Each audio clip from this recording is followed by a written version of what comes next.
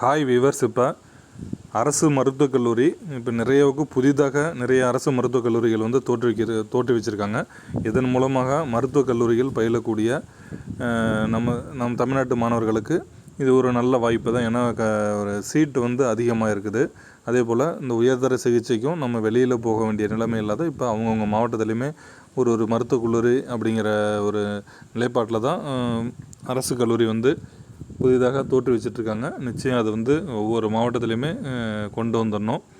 இப்போ பார்த்திங்கன்னா இந்த எம்பிபிஎஸ்சில் வந்து முன்னாடிலாம் எடுக்கிற மார்க்கை வச்சு போட்டாங்க. அதன் பிறகு பார்த்திங்கன்னா இப்போ நீட் தேர்வு கொண்டு வந்திருந்தாங்க. இது எல்லாத்துக்கும் நீட் தேர்வுக்கு வந்து ஒரு கடுமையான எதிர்ப்பு வந்து கிளம்புச்சு. நீட் தேர்வு இல்லாததுக்கு முன்னாடியுமே அரசு பள்ளி மாணவர்கள் வந்து நிறைய அளவில் போகிறாங்களான்னு கேட்டிங்கன்னா நிச்சயம் இல்லை.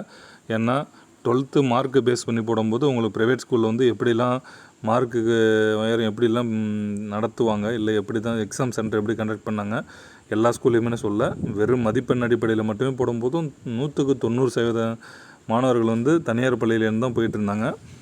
நீட் தேர்வு இருக்கோ இல்லையோ அது வந்து நம்ம அதை வந்து இப்போ பேச தேவையில்ல. இருந்தாலும் அரசு பள்ளி மாணவர்களுக்கு அதிக இடஒதுக்கீடு கொடுங்க. இது தான் வந்து முன்னாடியே பிடிச்சி கேட்டிருக்கோம். நீங்கள் எந்த திட்டம் மாற்றி கொண்டு வந்தாலும் ஏழை எளிய மாணவர்களுக்குன்னு இல்லை. ஏழை எளிய மாணவர்கள்லாம் திறமை இல்லாதவங்களாம் வர முடியாது. நிச்சயம் அவங்களும் மிக மிக திறமைசாலிகள் மட்டும்தான் எம்பிபிஎஸ் வந்து. ஏன்னா அந்தளவுக்கு காம்படிஷன் வந்து ஹெவியாக தான் இருக்குது. இப்போ இதுக்கு தமிழக அரசு வந்து ஏற்கனவே ஒரு குழு அமைச்சிருந்தாங்க. நீதிபதி கலையரசன் தலைமையிலான கமிட்டி வந்து அரசுக்கு வந்து அந்த ரிப்போர்ட்டை வந்து சப்மிட் பண்ணும்போது பார்த்திங்கன்னா 10லேருந்து 15% வரைக்கும் கொடுக்கலாம் அப்படிங்கிற மாதிரி ஒரு அதிகபட்சம் 10% வந்து அவங்க பரிந்துரை பண்ணாங்க. இருந்தாலும் 15 வரைக்குமே பண்ணலாம் அப்படிங்கிற மாதிரி சொல்லியிருக்கும்போது எல்லோரும் அதிகமாக எதிர்பார்த்துட்டு இருக்கும்போது அரசாங்கம் வந்து பார்த்திங்கன்னா 7.5% உள் இடஒதுக்கீடு அரசு பள்ளி மாணவர்களுக்கு 1 முதல் 12ஆம் வகுப்பு வரை தமிழ் வழியில் பயின்றவர்களுக்கு இடஒதுக்கீடு தருவோம் அப்படிங்கிற மாதிரி சொல்லியிருந்தாங்க. அதுக்கு பார்த்திங்கன்னா எவ்வளவோ இன்னும் அதிகமாக கொடுத்துருக்கலாம். அதுவும் ரொம்ப ரொம்ப மிக மிக கம்மி தான். அது 7.5% பார்த்திங்கன்னா கிட்டத்தட்ட இப்போ நம்மளுக்கு வந்து 3000 சீட்டு இருக்குதுன்னா 250 பேர் இல்லை 230 பேர் இந்த ரேஞ்சில் தான் நம்மளுக்கு வந்து சீட்டு கிடைக்கிது. அது 100 பேருக்கு மாணவர்களுக்கு வந்து இப்போ 200 சீட்டு இருந்துச்சுன்னா நம்மளுக்கு 15 மாணவர்கள் வந்து அரசு பள்ளி மாணவர்கள் அந்த ரேஞ்சில் தான் இருந்துச்சு. 1000 பேருக்கு பார்த்திங்கன்னா 75 பேர். 1000 பேர் சீட்டு இருந்தால் நம்மளுக்கு 75 பேர், கிட்டத்தட்ட 220லேருந்து 230 வரைக்கும் அரசு பள்ளி மாணவர்களுக்குன்னு ஒவ்வொரு ஆண்டும் இனிமேல் மருத்துவக் கல்லூரியில் வந்து இடம் கிடைக்கும். அது வந்து மிகவும் சந்தோஷப்படக்கூடிய விஷயம். இதை நாளடைவில் வந்து இதை இன்னும் அதிகப்படுத்தணும்னு தான் எல்லாருமே கேட்குறோம்.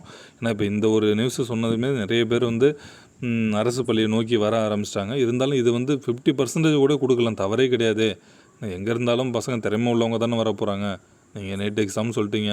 அதில் இருந்தாலுமே நீட் எக்ஸாமில் பாஸ் பண்ண பிறகு தானே இவங்க அதில் உள்ள கட் ஆஃப் படி நீட்டு பாஸ் பண்ணவங்க மட்டும் தான் இந்த காம்படிட்டிவ்லேயும் வர முடியும்னு சொல்லிட்டீங்க.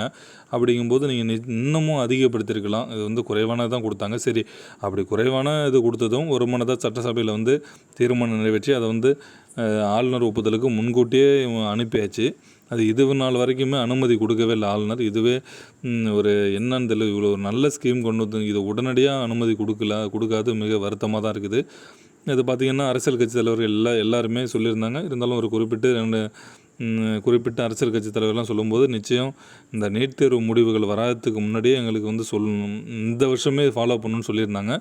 அது வந்து ஒரு வழக்கறிஞர் வந்து தானாகவே முன் வந்து ஒரு உயர்நீதிமன்ற மதுரை கிளையில் வந்து வழக்கு தாக்கல் பண்ணும்போது இது இப்போ நீட் தேர்வு வந்து முடிவுகள் வெளியிட போகிறாங்க. ஏற்கனவே இந்த 7.5% உள் இடஒதுக்கீடு கொடுத்தது இன்னும் ஆளுநரோட ஒப்புதல் பெறாத அப்படியே இருக்குது. இன்னும் முழு வடிவத்தை வந்து பெறவே இல்லை.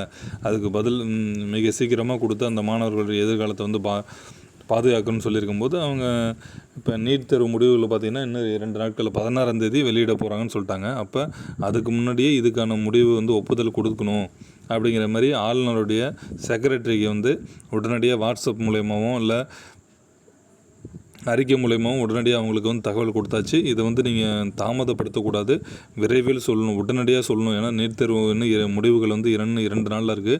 நீங்கள் இந்த ஒப்புதல் கொடுத்தா தான் இது முழு வடிவமாக பெற்று அதன் பிறகு எல்லா பிரச்சனையும் முடியும் அப்படிங்கிற மாதிரி சொல்லியிருக்காங்க. பார்க்கும் நிச்சயம் நாளைக்கு வந்து அனுமதி கொடுத்து இது சம்மந்தமாக அறிக்கையை வந்து வெளியிடணும். அப்படி வெளியிட்டால் தான் நிறைய மாணவர்களுக்கு இது வந்து ஒரு நல்ல வாழ்க்கையை கொடுக்கும். இதை வந்து நீங்கள் எல்லோரும் மற்றவங்களுக்கு தெரியப்படுத்துங்க. ஏன்னா அரசு பள்ளி மாணவர்களுக்கு எம்பிபிஎஸ்ஸில் 7.5% உள் இடஒதுக்கீடு இருக்குது. இனிமேல் சேர்றவங்களையாவது அரசு பள்ளியில் சேர்க்க சொல்லுங்கள். கண்டிப்பாக நிச்சயம் இது போல் வேறு நியூஸ்லேயும் நான் அடுத்தடுத்த வீடியோ போடுறேன். நன்றி.